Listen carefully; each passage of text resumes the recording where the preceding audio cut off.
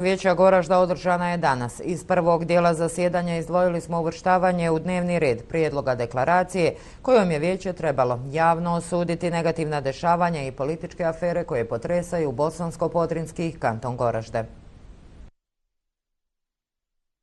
Novi saziv gradskog vijeća stara poteškoća. O efektivnosti je riječ. U prva 4 sata treće redovne sjednice stali su dnevni red oko kojeg se raspravljalo 2 sata, zapisnik izvještaja o realizovanim zaključcima sa prethodne sjednice, vijećnička pitanja, inicijative te prezentacija nacrta prostornog plana grada Goražda za period 2017. do 2037.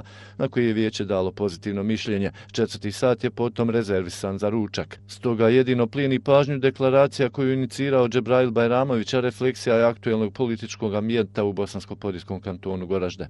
Utjecaj onog dešavanja koji oni gore proizvode je i na sigurnosni, moralni, međuljudski i međupolitički veoma veliki, jer se prave frakcije, vještački se neke stvari proizvode da bi se neke druge možda na osnovu toga sakrile ili prikrile i tako da. Ovo gledamo godinama. Godinama se na tim većim nivoima vlasti dešavaju stvari koje mi iz nižeg nivoa vlasti samo možemo nijemo posmatrati, ali evo ovom deklaracijom nećemo nijemo više da posmatramo. Ovo je prvi jedan korak gdje ćemo tražiti naravno da s moralne strane ti ljudi promijene svoj stav i da ovome gradu i ovome Bosansko-Podrinjskom kantonu pomognu da normalno funkcioniše i zbog ulaganja u sami Bosansko-Podrinjski kanton i tako dalje, kad se vidi i kad čujemo vijesti, kad dobijam poruke lično, privatno, šta vi to radite dolje po Goraždu, ko da smo svi zajedno, svi nastavljaju u isti koš, a smatram da ima fini ljudi na tom nivou. Međutim, odgovornost je na svima njima da to i emituju prema građanima, prema vlastima ili jednostavno da niko se nije našao da podnese moralnu ostavku.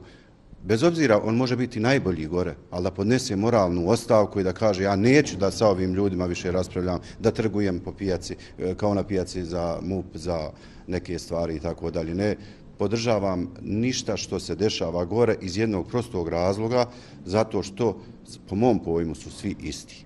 Deklaracija je u formi prijedloga većinom glasova uvrštena u dnevni red današnje sjednice vijeća, a u njoj se između ostali poziva i da svoje ovlasti iskoristi visoki predstavnik u Bosni i Hercegovini. Inicijator se nadao da će poruke sadržane u prijedlogu vijeće na kraju i podržati donošenjem deklaracije. Izuzetno su, bar do sada sam to primijetio, zainteresovani za stvarne promjene zajedno sa gradonačelnikom i mislim da će to rezultirati jednom pozitivnom odlukom, to je da će vijeće prihvatiti ovu deklaraciju, da se ova deklaracija uputi svim onim relevantnim sudionicima ovih svih afera i tako dalje i pravosudnim institucijama i gospodinu Valentinu Insku koji bi mogao da riješi ovu situaciju ne samo u Bosansko-Podrinjskom kantonu nego u cijeloj Bosni i Hercegovini sa svojim ovlastima. Međutim, te ovlasti su na stand-by, kako kažu, već godinama i to nam proizvodi ovu situaciju jer se je dopustalo da se radi šta se hoće.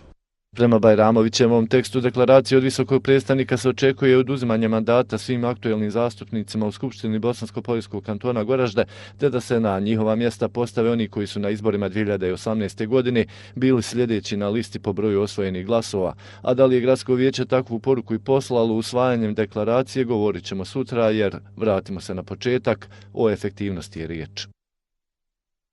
Ministar zdravstva Bosansko-Podrinjskog kantona Goražde Enis Halilović i predstavnici Nezavisnog strukovnog sindikata radnika zaposlenih u zdravstvu danas